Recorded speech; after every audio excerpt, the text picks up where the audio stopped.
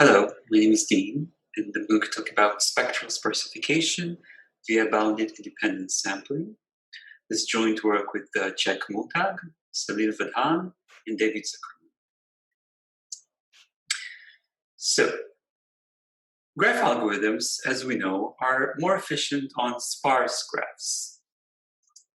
So what's the sparsification problem? Is we're given some weighted undirected graph G, and we want to output a graph H with very few edges, but that is a close approximation to G. That way, if we run our algorithm on H, we might expect the result to be close to the actual one if we use the right notion of approximation. So which notions of approximation were studied? So we have graph spanners that preserve the shortest distance between each pair of vertices. We have cut sparsifiers, which preserve the size of the cuts. And we have the strong notion of spectral sparsifier, which we'll talk about today, that preserves some quadratic form in the graph's Laplacian. This is due to Spillman and Tang. So what's the graph Laplacian? It's a very important primitive. Given a graph G, let AG be its adjacency matrix, and DG its diagonal degree matrix. Now the graph Laplacian is simply the matrix LG, which is DG minus AG. And we say that H spectrally approximates G, where H and G are two graphs, with error epsilon, if the quadratic form V transpose LHV is epsilon close multiplicatively to the quadratic form V transpose LGV for all real vectors V. Okay, we sometimes denote it by LH approximates LG. Now we generalize this cut sparsifiers since approximating cut sizes just amounts to taking V not over all real vectors, but considering only Boolean V's. Okay, so this is a very this is a strong notion of approximation. So the spectral sparsification problem is we're given some dense graph G, and we want to output a graph H over much fewer edges. Okay, and note that even if the original graph was unweighted, the sparsified graph in general must be weighted.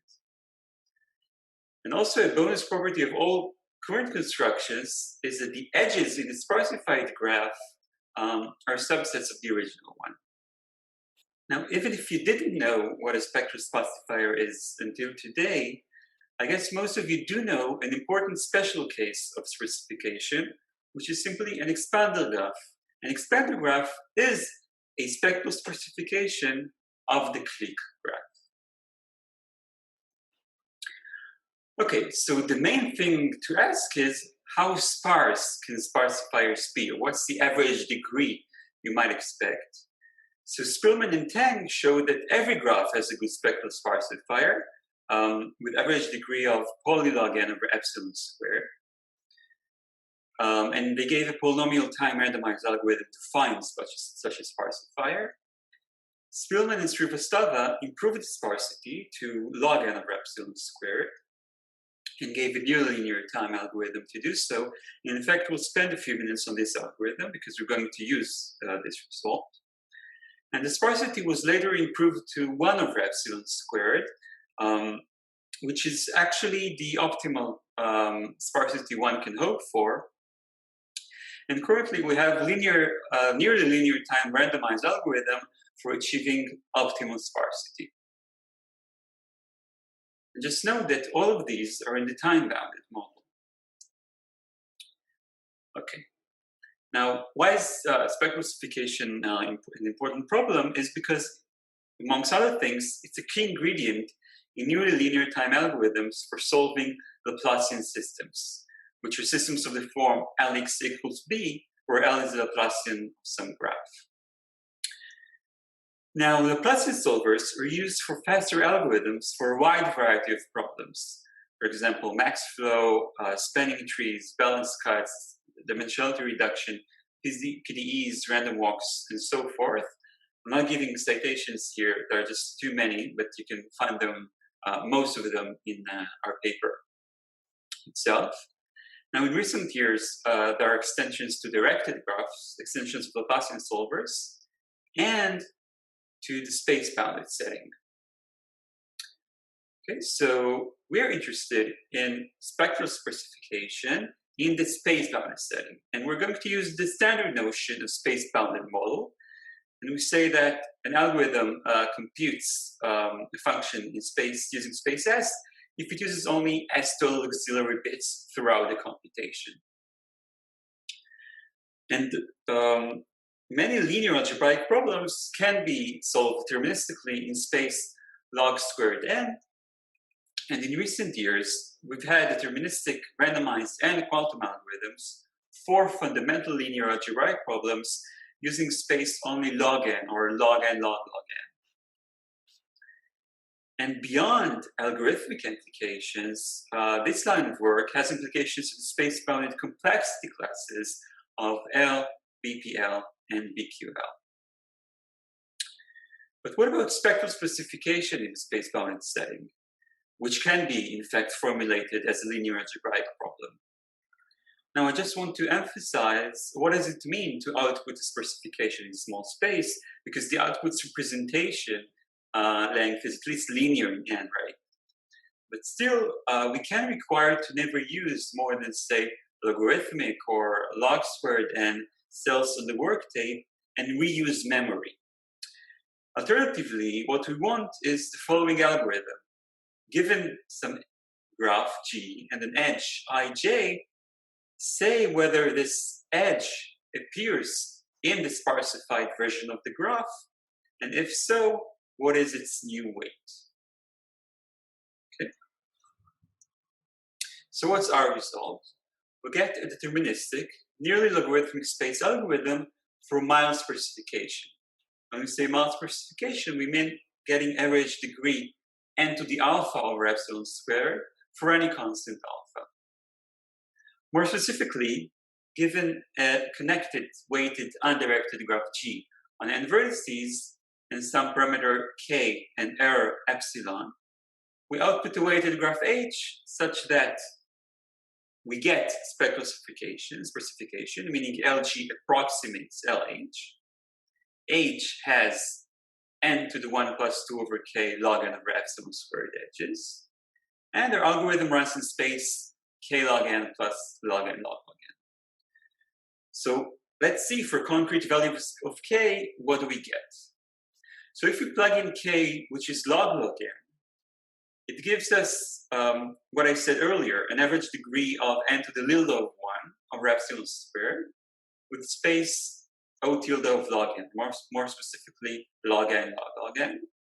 If we plug in k, which is log n, it gives us average degree of log n over epsilon squared, which is the same as the Spilman-Srivastava result, but this time with a space O of log squared n. And Spilman-Srivastava result was not space efficient. So our algorithm follows the Spilman-Srivastava approach of random edge sampling. They show that randomly sampling edges from the original graph G independently with probabilities which are proportional to what's called the effective resistance produces a good spectral sparsifier with high probability. Now, what's an effective resistance? It captures the following intuition. In a typical graph, there are edges that are more important than others. For example, in the graph on the left-hand side, all edges have the same importance, right? But in the graph on the right-hand side, every sparsification that you get must include the connecting edge, right? So we must sample it with probability 1. Okay, so this is what's happening in effective resistance. And also viewing the graph as an electrical network, the effective resistance of an edge is the difference in potentials induced between its vertices when a unit of current is injected. Formally, how do we compute the effective resistance? So it's given by the following formula. The effective resistance of an edge E is EA minus EB transpose, L pseudo inverse, where L being the Laplacian, times EA minus EB. Now, EA is simply the all zeros vector with 1 coordinate A, and L pseudo inverse is just inverting L whenever possible, only on the orthogonal complement of its kernel. Now, how do we compute the pseudo inverse? Note that in space O log n, we can do it randomly, and in space log n log n, we can in fact do it deterministically. And this is due to a recent work by Murtagh, Reinhold, Siegfried, and Vadhan, and we're going to use their result. Okay, so what's the sampling algorithm? For every edge, we define the sampling probability, which is proportional to the effective resistance times log n over epsilon squared. And we construct H by sampling edges from G independently, such that each edge is added to edge with probability PE and reweighted to have weight 1 over PE. Okay. And what they prove is that with high probability, LH approximates LG and has this many edges, and log n over epsilon squared edges. Now, we want to reduce the randomness used in their algorithm because they require independent sampling, which is costly in random bits. So a standard approach towards randomization would be to first reduce the number of random bits used by the algorithm, and then enumerate over all random choices of the resulting algorithm. Now, a natural way to reduce the number of random bits is to do the edge sampling not independently, but in a k-was independent manner. And this, for example, follows Luby and Alon Babai and Itai, who did that for maximal independent sets. And of course, we want k to be as small as possible, in particular, much smaller than the number of edges. Okay, so just for those of you who are not familiar with what does it mean to do the sampling k-was independently, it means that we're only guaranteeing that every subset of k edges is chosen independently with the right marginals. However, there may be correlations between the choices in tuples of size k plus 1. For example, it might be the case that we will never sample a certain set of edges of size k plus 1, which is not the case in independent sampling. So what we do is we extended Smyrnov-Sevastova analysis to k-was independent sampling, and this way, instead of using O of E random bits, this requires only k log E random bits. And equally as important, we can do this sampling using roughly k log E space. Now, I'm not going to get into the analysis here. I'll just give a result that if we perform this k-wise independent edge sampling, tuning the parameters accordingly, with high constant probability, we get that LH approximates LG, and H has the sparsity we want, meaning that to get average degree, say n to the alpha over epsilon squared, we need to set k, which is roughly 1 over alpha. Okay, so we reduce the number of random bits, but it's still a randomized algorithm, right? So what do we need in order to make it a deterministic one? So first, we need to compute the effective resistances. And fortunately, we can do it using the MRTV result using space log n log n, and we need to extend it to work with weighted graphs as well. But then we want to go over all possible h's, right? We get one h per randomness string. We know most h's are good, but how do we know how to pick a good one in small space? So we kind of reduce the problem from a search problem to a decision problem. So the way we do this is coming up with a verification algorithm. So we come up with a deterministic algorithm that, given a graph G and H and some error parameter, outputs yes or no, such that if LH approximates LG to within accuracy epsilon, we always output yes. And if the error is larger than 2 epsilon, it always outputs no. And we can do it, as you see, space efficiently. And that's good for us, since if we get a yes answer, we know that we have a 2 epsilon approximation. Okay, just giving a brief overview of the algorithm, what we do is essentially approximate some matrix in LH, LG, and LG pseudo inverse, and output yes if and only if the trace of a certain power of this matrix is above a certain threshold. Another way to see it is that we verify whether the spectral radius of this matrix M is above a certain threshold. Now, for intuition, to see why this works, let's replace the PSD matrices in M with scalars. And if we do that, it's very easy to see that if our scalar M is less than 1, this implies that LH minus LG is at most epsilon times LG, which is exactly the multiplicative approximation we need for spectral approximation, right?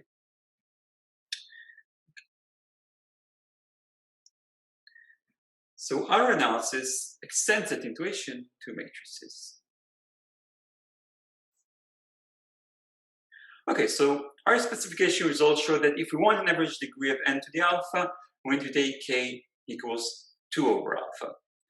So a very natural question would be, can we hope to get a better average degree, say of log n over epsilon squared, with k being much smaller than log n,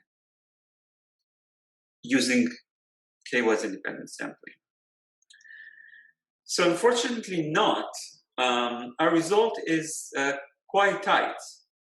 In fact, k, which is 4 over 3 alpha, no longer works.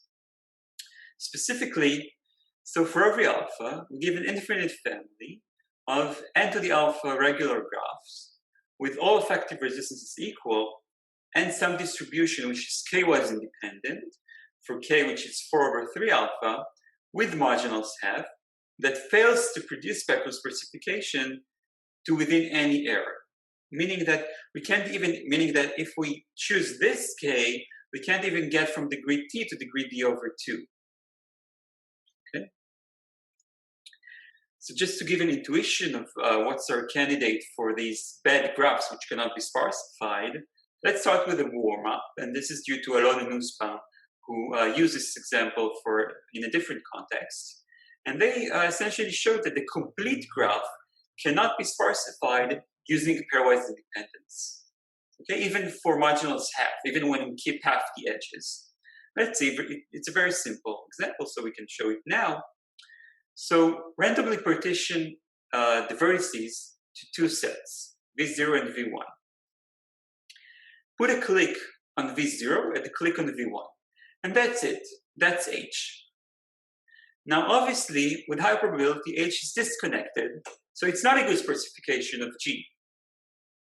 But it's an easy exercise to see that the distribution over the edge sampling is pairwise independent. Okay, in fact, these two claims are quite easy to show. Now, trying to extend it for k equals 3, this specific analysis breaks since the clique has cycles of length 3. Now, one can devise a bad example using bipartite graphs, but what about arbitrary k's? What's the family of bad graphs? So we use dense graphs with no cycles of length at most k. Specifically, we take an infinite family of d-regular graphs with girth k plus 1 and d, which is at least n to the gamma over k. I'll just mention that the Moore bound tells us that gamma will never be larger than 2. But we do pick a family with gamma, which is 4 over 3, an explicit one even, in which every graph has equal effective resistance. This is due to Lazebnik, Ustimenko, and Waldar. So our family approaches the Moore bound, and given k, we choose a graph with girth k plus 1 and degree roughly n to the alpha for alpha, which is 4 over 3k, and show that it cannot be sparsified even when keeping half the edges. Okay, so recall that we proved the sparsification result for alpha, which is 2 over k. So to conclude, to sparsify to within average degree n to the alpha using the method of k-wise independent sampling, choosing k which is larger than 2 over alpha works, but choosing k which is smaller than 4 over 3 alpha fails. And obviously the gap gets even better, gets even smaller for any improvement of gamma. Again, the proof goes along the lines of the warm-up, and I'm going to skip it. Okay, so let's conclude with a few open problems. First, can we achieve the Speelman-Srivastava sparsity of log n over epsilon squared average degree deterministically in space which is better than log squared n? This is an interesting problem. Can we get an optimal sparsity in small space, even probabilistically? Anything non-trivial, space-wise, would be new. And lastly, given recent advances in Laplacian solvers for directed graphs, can we sparsify, say, Eulerian graphs in nearly logarithmic space? Okay, so this is another open question. Okay, thank you for watching.